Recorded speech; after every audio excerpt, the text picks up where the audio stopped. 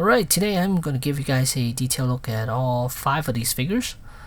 This is a set of 4 figures with the Build-A-Figure, and the Build-A-Figure is the Bane. And the cards that these figures come with, we have Scarecrow, we have Omega, we have Wonder Woman, and we have Batman. So let's take a look at them one by one. Alright, and here is gonna start off with the Batman figure, and he's wearing some sort of a straight jacket with the word W on it, and the head sculpt for this Batman is quite nice actually. So you could actually switch his switch his head onto another Batman figure by McFarlane Toys, and I think it will work perfectly. And it comes with 2 accessories. One is this bully cup, and the other is this lantern with Joker's head in it. And here's a good look at that Joker head inside the lantern. I am not sure why this is happening, since I did not read the comics, so I'm not familiar with the storyline at all. But it is pretty cool to have a Joker lantern. I think it's actually pretty creepy to have this, and Batman does look great. And as far as articulation, head is on a ball joint, so it gives you quite a good range of motion. Just gotta be a little careful when you're posing him. Make sure the collar doesn't scratch the head sculpt, at least not the face. The tan color face portion. And then we have a ratcheting shoulder, and it has a ball joint inside torso, which allows him to give you, look at that, full range. You could do a little butterfly stuff and all that good stuff. And bicep does have a swivel, and then he has double jointed elbows, can give you way past 90 degrees. See right there. Then ball hinge wrist. As for the torso, there is a ball joint right there, right here and here, which gives you pretty good range actually. Arch back, forward. Oh, quite a lot actually. Forward, there's quite a lot of give. Let me see what's in here actually. Oh, the way they did it is actually, really strange. It's actually on a hinge joint. Yeah, that's why it feels a little ratchety. I'm sure that's not a word, but there's a little ratcheting system inside the torso there. So is it actually on a hinge joint? It can give you full range. That's nice. And then as for the legs, they're on these hinge joints. These ones right here. And then there is a no, there's no swivel around the thigh, and double jointed knees can give you, oh, did I break it? No, I didn't. Okay, thought I braked it. I thought I broke the figure. Look at the way they cut this section here. It's looking all weird. And as for the boots, nothing. Ball hinge ankles right there, and then there is toes articulation as well.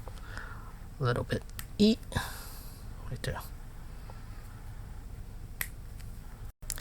And I never did show his backside, so here it is. The strap, they made the strap so it looks like some sort of a cape on him. It's kind of neat. I like that. Still got that Batman look. And next up we have Wonder Woman here, and she doesn't come with much, just her sword, and I believe that's it. And something I am not a fan of, the mohawk is kind of cool. It's just the hands are a little bit too big for Wonder Woman, I think. Look at how big this hand is, and she's doing the fist. I think it looks fine, but just the way that this hand looks, it looks ginormous. I do like the head sculpt of this Wonder Woman. Let me turn it down a little bit. It's too bright here. So she does look good, and the mohawk does look kind of interesting. And I like the cape. It's the way it's completely sculpted and has pattern all over it, which is nice. And the bottom is raggedy. And her outfit, and there's her sword. She does not come with a lasso, so yeah. She does come with the sword, and the sword where they sculpted the cape, it's actually pretty nice here. Look, they sculpted so the cape is wrapped around the sheath. I like that. And here I got her raising the sword, and she could only raise up to about that much because it is hindered by the cape there. And you can see that hand is ginormous and a little bit too big for a female character, even though she's Wonder Woman, but still. It would have been nice if her hand's a little smaller. And should I even go over articulation? I mean, we know what to expect, but I didn't want to show the elbows. Never really liked figures with double jointed elbows, especially for female characters. I think with female characters they should do single joint instead of double. And here you can see she could cross her arms like that, but again, I wouldn't mind sacrificing this pose instead just give us a single jointed elbow. I think that will make her look a little bit better, especially since this is just skin tone right here, and you see those joints, it's a little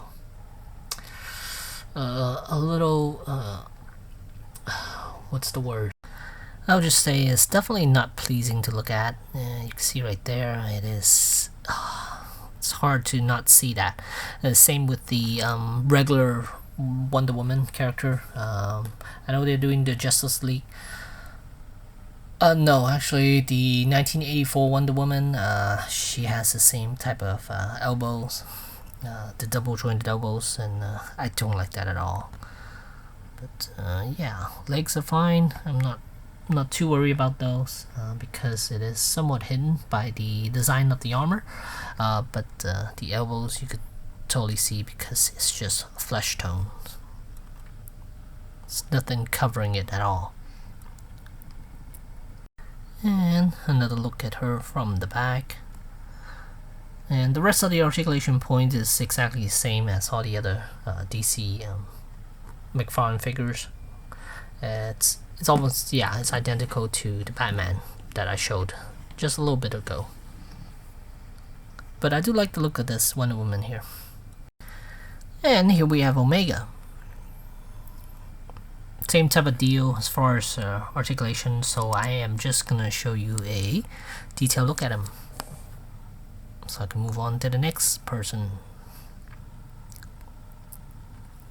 Quite nice. Design of it is very unique. It reminds me a lot of Batman Beyond in a way. There is from the side, and he has a very, very tiny cape on the back.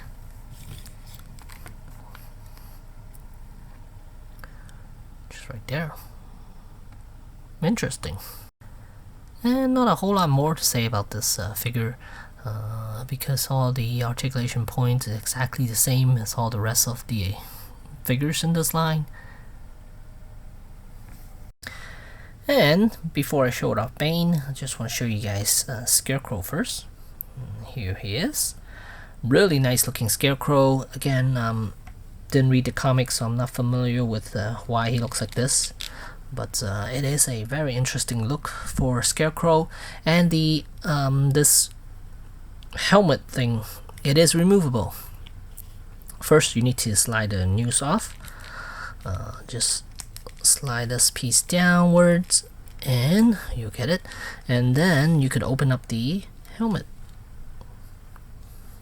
or whatever you call this thing. You just need to slide this piece off, and there you see Scarecrow, the face of Scarecrow.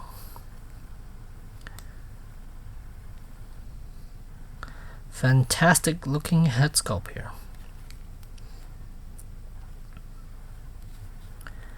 And everything about this figure looks really impressive, except for this peg system they put in on his belly here. I understand why they did it. Would be easier, I guess, for you to peg this onto Bane, because this piece does come out, and you're supposed to peg this onto the back of Bane for him to carry him around, for him to carry Scarecrow around. But if you don't have it, I mean, if you're looking at him like this, you could totally see something's wrong with his belly here. But it is quite a nice figure, and look at how good the sculpting is on this jacket and everything else about this figure. It's awesome. The syringes on the fingers. It's got mechanical hands. Very interesting. It does come with a some sort of a flight base, which I don't have it at the moment, but trust me, it comes with one. Really good looking Scarecrow. Let me put the helmet back on. Alright, and here's the moment y'all been waiting for. Bane. And it is a build figure. He's somewhat hard to build together. You would need a hair dryer to soften up those thigh pieces in order for you to peg them onto the body. Because for some reason, the way they did the peg system is weird. I'm not sure why, but can't get a good grip on it, and you have to soften up the thigh in order for it to go in there. I think it's because those shorts he has on, it's a rubber piece, so it does get in the way a little bit. So once you soften up the thigh section, it does pop on a lot easier. Otherwise, you probably won't be able to pop them on. Yeah, and the arms are a bit hard too, but I didn't have to soften up anything because it is hard plastic versus hard plastic, so just gotta use a little bit of force and you should be able to pop them in quite easily. And then the arms and the knees, they don't tend to move that much either. So again, hair dryer, soften up the plastic, then I was able to move the arms, the elbows and the knees, because otherwise they're almost impossible to move at all. Alright, as far as articulation, head is on the ball joint, but he does have very limited range of motion. He has a really tiny head versus how big the body is. Look at that. And he can look left and right a little bit. And then as for the shoulders, ratcheting joints, he could raise up about that high. That's quite a lot, actually. So you can see there's a peg system right there. There's the hinge joint, and then it pegs onto his torso there, and there is no bicep swivel. So if you want to rotate his arm a little bit, you can rotate this section, the elbows, and it does have a hinge right there, so can go up almost about, it could give you almost about 90 degrees, and wrists out on a hinge joint right there. It is very stiff though. It can go in and out a little bit, and same with this side. If you want his arm to go in a little bit, again, I would turn this, so now he's laying pretty close to the body, and then turn the wrist so it's straight. But yeah, and then as for the torso, let's see, there's some sort of a joint in here, but you can't move too much. You could do pretty much swivel and that's it. And then as for the legs, again, not so much movement. It looks like those peg system, those hinge joints, like all the other figures, but you can't do too much with it. There's a thigh swivel, and then there is a single jointed knee. See if I can show you guys. I can't, it is so stiff. This side I can show it to you guys. Oh shoot, here, see. Oh, and if you bend the knee, look at this plastic. It does stick through. So I actually wouldn't advise bending the knees too much, because you can see how this plastic is very thin on the inside. It's already creating it's already stretching the plastic right there. It's poking through this section here. So when you bend the knee, this piece of plastic right here is poking through the back right here. So it is a very thin type of material right here. So be very careful. I probably wouldn't want to bend his knees anymore, because you can't do much anyways. And to pop it back in, hopefully I could be able to. I'm able to pop it in. See, it doesn't grip properly. Once you pop it back out, it doesn't grip. I don't know why, and I most likely will have to use a hairdryer to pop this leg back on, because you can see how loose it is right now, because it's not catching that lip. It's not catching the bottom right here, so it's a bit too shallow, I think. So or it might be this this pants, this rubber section here, it's getting in the way. So yeah, it won't go back in. I'll have to use a hairdryer in order for it for me to pop this leg back on. Alright, and as far as the ankle, there's a hinge joint right here, and then there's toes articulation. But again, with this figure, I wouldn't give him dynamic poses. He's not able to do dynamic poses. Most likely you're just gonna have him stand there with Scarecrow on his backside. So speaking of Scarecrow, you can check out the backside. There's a hole right here. I wish the hole was a little bit higher, because I think it's a little too low. So it just looks like Scarecrow is peeking out instead of being carried. It looks like he's playing peekaboo on the back here. So there's the peg, there's the hole. Just need to line that up, and yeah, let me do it off camera. Alright, and here I have Bane and Scarecrow together, and from the side you can see how his wrist's bent. It's about 90 degrees bent on the wrist. And there's Scarecrow, and from the side you can see how low he is. Again, he looks like he's peeking out, looking through instead of hunched over a Bane, which I think I'm gonna have to do a little bit of modification to Bane. Probably drill another hole a little bit higher for a Scarecrow to plug into, so it makes him look like he's actually looking straight, and instead of playing hide and seek on Bane's back.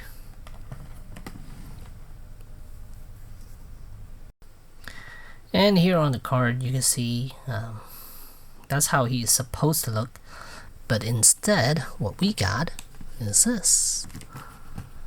See the difference between the two? Yeah. So yeah, I think most likely it's gonna drill a higher hole on his back side, and so it looks like he is hovering over Bane. So at the end of the day, is this set worth getting? I basically bought this just to build Bane and Scarecrow, but the figures turned out quite nice. I'm happy with them, but that's what, 25, 50, 75, 100 bucks in order to build a Bane here. So is it worth it to you? You'll have to decide on that, but I think it turned out great. I don't mind the rest of the figures. Wonder Woman is my least favorite. The other two I'm okay with, and the Bane and the Scarecrow is definitely the best out of here. So there you go. There's the set from McFarlane Toys, and thanks for watching.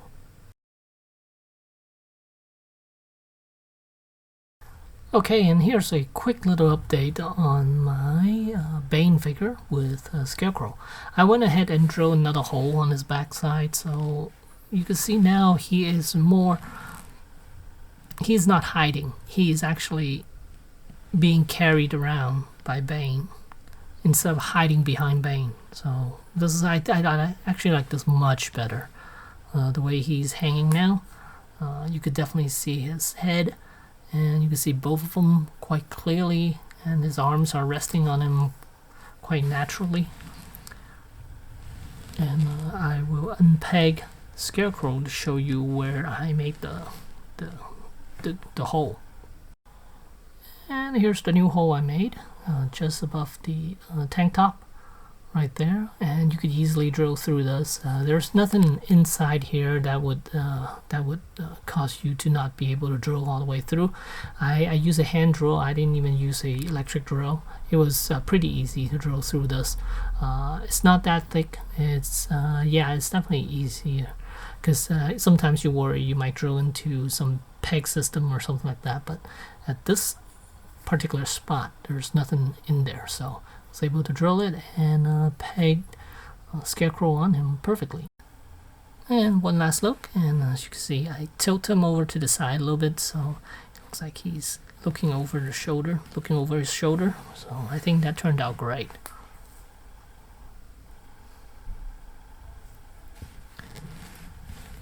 So yeah, there you have it. Thanks for watching.